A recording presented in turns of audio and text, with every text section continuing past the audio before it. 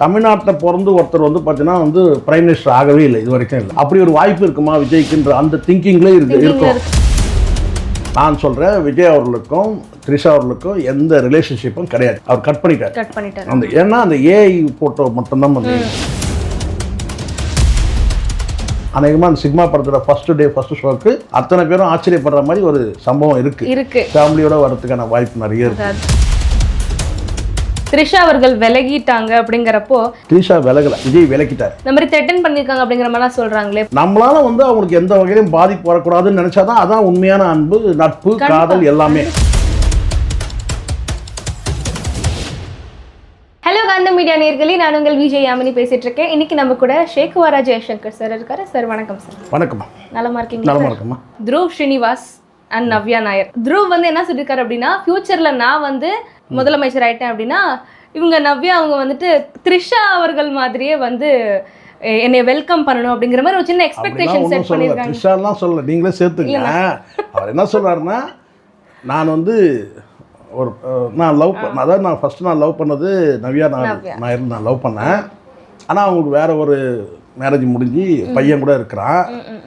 நான் வந்து ஒரு 15 வருஷம் கழிச்சு நான் வந்து சிஎம் ஆகிறதுக்கு வாய்ப்பு இருக்குது. நான் ஆகிட்டேன்னா அன்றைக்கி வந்து நவ்யா வந்து ஒயிட் சாரி கட்டிட்டு காதில் கம்மல்லாம் போட்டுட்டு வந்து அந்த ப்ரோக்ராமுக்கு வந்து வரணும்னு சொல்லி பேசினார். இது வந்து யார் அவர் சொல்கிறாருன்றது மறைமுகமாக வந்து தெரியுது. பட் இது அட்டாக்குன்றதை விட வந்து பார்த்தீங்கன்னா இது காமெடியாக சிரிச்சுட்டு போயிட்டே இருக்கணும், அவ்வளோதான். விஜயெல்லாம் அட்டாக் பண்ணுறவங்களாம் ஆளே கிடையாது, அவங்களாம் ஒரே வார்த்தை சொல்கிறேன். ஓகே. ஆனால் இதெல்லாம் இப்படியெல்லாம் வரும்னு எனக்கு தெரியுமா. இப்படியெல்லாம் கண்டவங்களும் வந்து வார்த்தைகள் பேசுவாங்க தான். பேசும்போது நம்ம தானே பேசுறதுக்கு வாய்ப்பு தரோம். இதைத்தான் நான் ஏங்க இதை வந்து நான் என்ன சொல்கிறது, இது ஒரே மனுஷனுக்கு தெரியும், ஜான் ஆரோக்கியசாமிக்கு தெரியும். நான் அவர்கிட்ட அப்போயே சொல்லுவேன், நான் சார் இதெல்லாம் வந்து அவாய்ட் பண்ணோம் சார், இதை அவாய்ட் பண்ணோம் சார். இந்த மாதிரி வந்து சில ஃபோட்டோ இந்த கிளிம்ஸ்லாம் வரும்போதே நான் சொல்லுவேன். ஜான்கிட்ட நான் சொல்லியிருக்கேன். ஓகே. அவர் உள்ளபடியாக அவர் மனசாட்சிக்கு தெரியும், இதெல்லாம் வந்தால் இப்படி தான் சார் பேசுவாங்க இவங்கெல்லாம், இதெல்லாம் காலப்போல். அப்போ ரொம்ப கேர்லெஸ்ஸாக இருக்குன்னா, ரெண்டாவது அவரும் வந்து என்ன செஞ்சாருன்னா ஒன்றும் இதில் இது பண்ண முடியாது. ஏன்னா வெவ்வேறு வேலையில் இருக்கிறாங்க அவங்க. பட் ஃப்யூச்சரில் இப்படிலாம் வரும்ன்றது அவங்களுக்கு வந்து யூகிச்சாரா தெரியல. யூகிச்சிருக்கணும் கண்டிப்பாக. ஆனால் நான் சொன்னேன், ஏன்னா இது வந்து சேர்த்த வாரி பூசுவாங்க அப்படின்னு நான் வந்து சொன்னேன். அப்போ அது அலட்சியமாக இருந்தேன். இப்போ இன்றைக்கி வந்து பார்த்திங்கன்னா எல்லோரும் ஆளுக்கு ஒரு கதை பேசிட்டுருங்க. ஆனால் உள்ளபடியே வந்து பார்த்திங்கன்னா இப்போ வந்து விஜய் பொறுத்த வரைக்கும் அவனுக்கு என்ன கிளியராக இருக்கிறாரு. இப்போ முழுக்க ஆட்சி அதிகாரம் அவர் கையில் இருக்குது.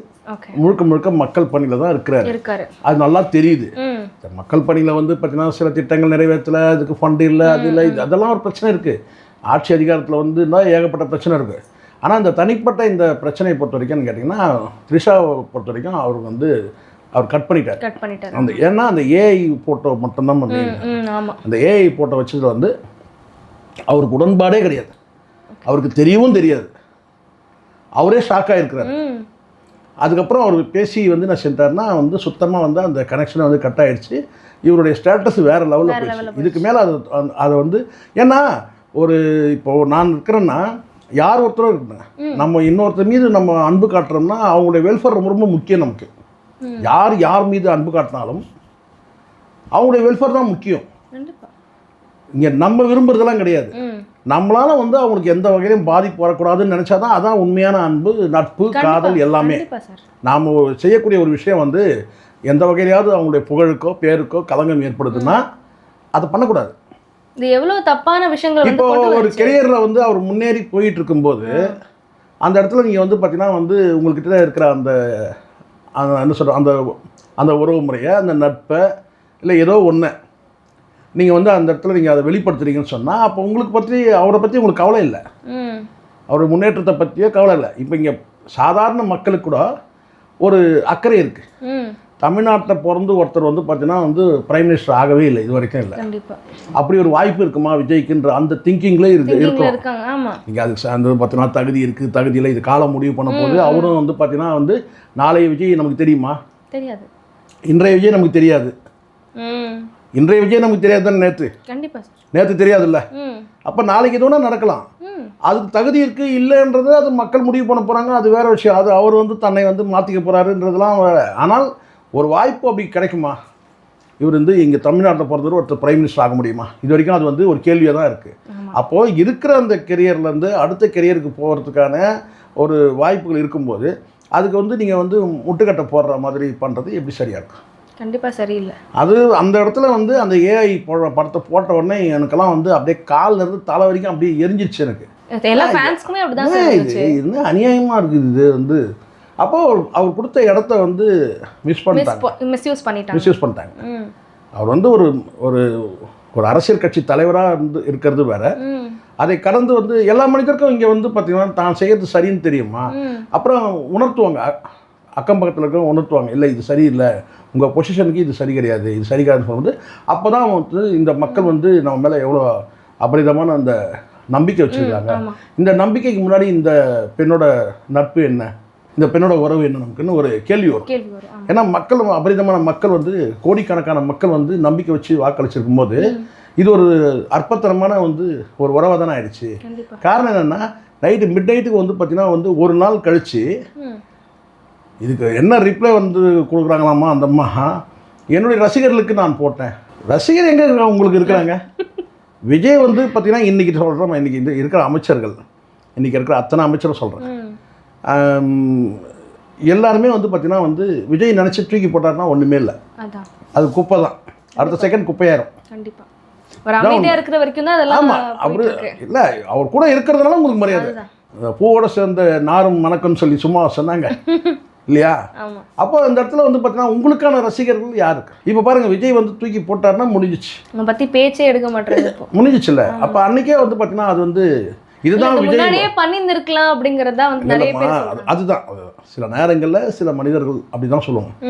படமே வந்திருக்கு சில நேரங்களில் சில மனிதர்கள் சொல்லிட்டு படமே வந்திருக்கு. அந்த மாதிரி தான் இது. சில வாய்ப்பு சில நேரங்களில் விடுறாங்க, சில நேரங்களில் வந்து பார்த்தீங்கன்னா அந்த உறவு வந்து மனம் விரும்பினா தான் அது சொல்லாங்க தெரியுமா, பொக்கிஷம். மனம் வெறுத்துட்டா அது குப்பைக்கு சமம். நீங்கள் வந்து மனம் வெறுக்கிற மாதிரி ஒரு விஷயத்தை நீங்கள் பண்ணிட்டீங்கன்னா அதுக்கப்புறம் என்னவா நீங்கள் வந்து தலைகன் தண்ணி குடித்தாலும் அது வேலைக்காகாது, திருப்பி மாற்ற முடியாதது.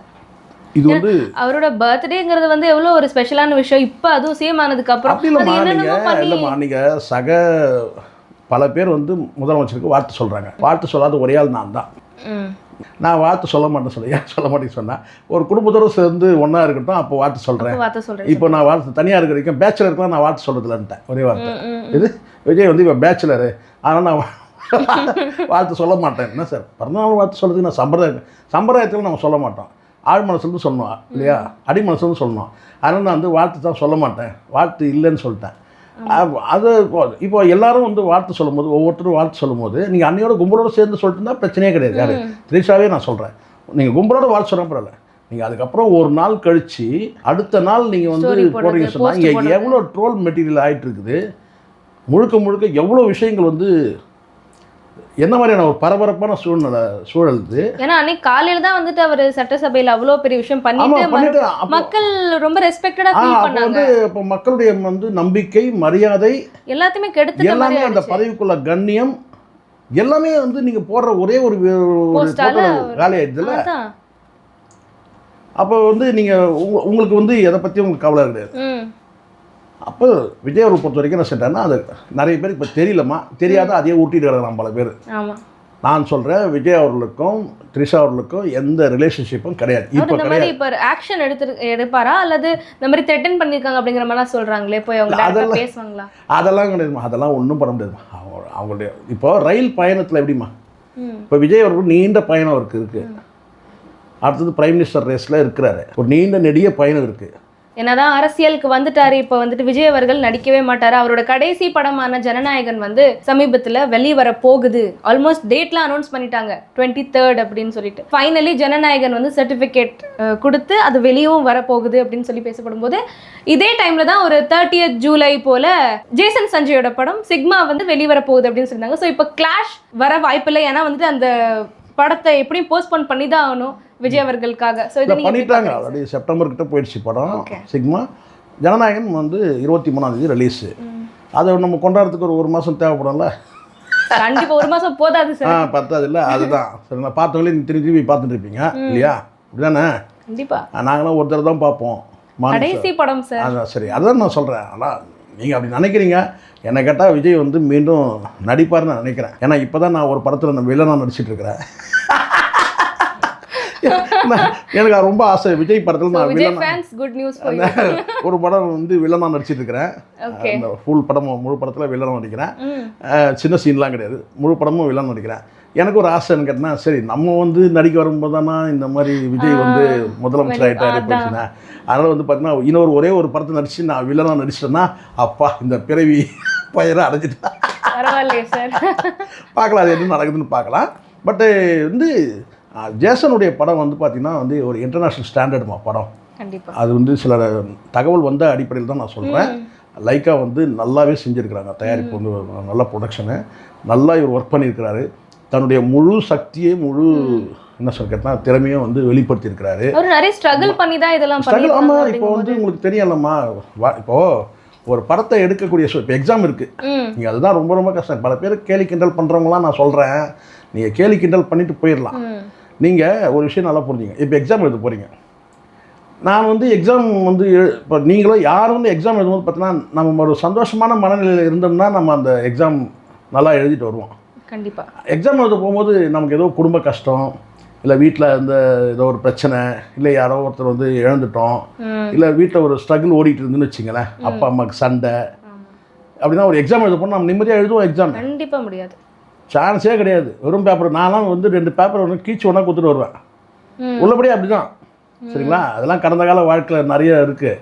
ஆனால் ஒரு அப்பா அம்மாவுக்கு சண்டை நடந்துச்சுன்னா அந்த அந்த வீட்டோட பிள்ளைகளோட நிலைமை என்னன்றது எனக்கு தெரியும். ஒரு கருத்து மோதல் இருக்குது, இல்லை பிரிஞ்சு இருக்கிறாங்க, இல்லை வார்த்தை போர் இருக்குதுன்னு சொன்னால் நிம்மதியே இருக்காது. அதெல்லாம் நான் அனுபவிச்சிருக்கேன். அதனால் எனக்கு தெரியும் அந்த பையனுடைய மனநிலை எப்படி இருக்குன்றது எனக்கு தெரியும். அது ஜேசனுடைய மன. ஸோ அதனால தான் நான் நிற்கிறதுக்கு காரணமே, நான் ஏன் வந்து நீங்கள் விஜய் பக்கம் நிற்க மாட்டேங்க ஜேசன் பக்கம் நிற்கிறீங்கன்னு சொன்னால், நான் வந்து ஜேசனுடைய ஒப்பரா சொல்கிறேன். நீங்கள் சொன்னால் நம்ம போகிறதில்ல, சும்மா சொல்லி வைப்போம். நான் வந்து விஜய் ரசிகர் கிடையாது, நான் வந்து ஜேசனுடைய வந்து ரசிகர். நான் யூத் விங் இருக்குல்ல, ரசிகர் இல்லையா, யூத் விங்கோட இது நான் வந்து ஒரு மெம்பர், யூத் வந்து விங்கோட பிரசிடென்ட் நான் அப்படின்னு சொல்கிறது. ஸோ நான் சொல்ல வர்றது என்னன்னா, ஒரு அப்பாவுக்கும் அம்மாவுக்கும் ஒரு சர்ச்சரை ஓடிட்டுருக்குன்னா அந்த பிள்ளை வந்து பார்த்தீங்கன்னா ஒரு எக்ஸாம் எழுதும் போதே கஷ்டமாக இருக்கும்போது ஒரு சினிமாவை வந்து தயாரிக்கிறது எவ்வளோ கஷ்டப்பட்டிருக்கும். அதுவும் உச்சத்தில் போயிட்டுருக்கு. கண்டிப்பாக இந்த பிரச்சனை வந்து போகும்போது அவருடைய ப்ரொடக்ஷன் வந்து அந்த டைரக்ஷன் வந்து பார்த்திங்கன்னா ஒரு 50% கூட கிடையாது சொல்ல முடியும், ஒரு 20% அப்படி தான் வந்து. அப்போது முழுக்க தன்னுடைய மன வேதனை, ஆற்றல் வந்து கஷ்டங்கள் அத்தனையும் அந்த படத்தில் கொட்டி நொறுக்கி இருக்கிறார். வேறு லெவலில் இருக்கும் படம். கண்டிப்பாக அவ்வளோ ஆவேசங்கள், அவ்வளோ கோபங்கள் நிறைய இருக்குது. என்னால் இங்கே சொல்ல முடியாத விஷயங்கள் கூட நிறைய இருக்குது. அவ்வளோத்தையும் வந்து பார்த்திங்கன்னா அந்த படத்தில் வந்து ஆற்றாமை வந்து பார்த்திங்கன்னா வந்து தன்னுடைய கஷ்டங்கள் அத்தனையும் வந்து கொட்டியிருக்கிற படத்தில். அதனால் படம் வந்து வேறு லெவலில் இருக்கும். அதுக்கு ஒரு அவகாசம் இல்லை. அந்த வெற்றியை கூட நம்மளும் அந்த ஜனநாயகன் பிஸியில் போய் உட்கார முடியாதுல்ல.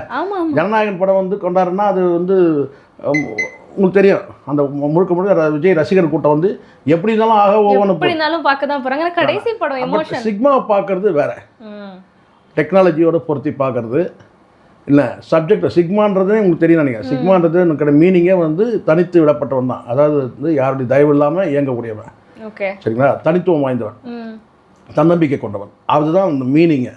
அப்போது அந்த டைட்டிலுக்கும் ஜேசனுக்குமே ஒரு கனெக்ட் ஆகுது, சரிங்களா? அதனால் வந்து படம் வந்து கண்டிப்பாக இன்டர்நேஷ்னல் ஸ்டாண்டர்ட், நோ டவுட். அவர் டைரக்ஷன் வந்து பார்த்திங்கன்னா அந்த படம் ரிலீஸ் ஆன உடனே வந்து பார்த்திங்கன்னா வந்து ஒரு ஆல் இண்டியா லெவலில் ஒரு முக்கியமான டைரக்டரில் ஒரு ஆளாக வந்து ஜேசன் வந்து வந்துடுவார்.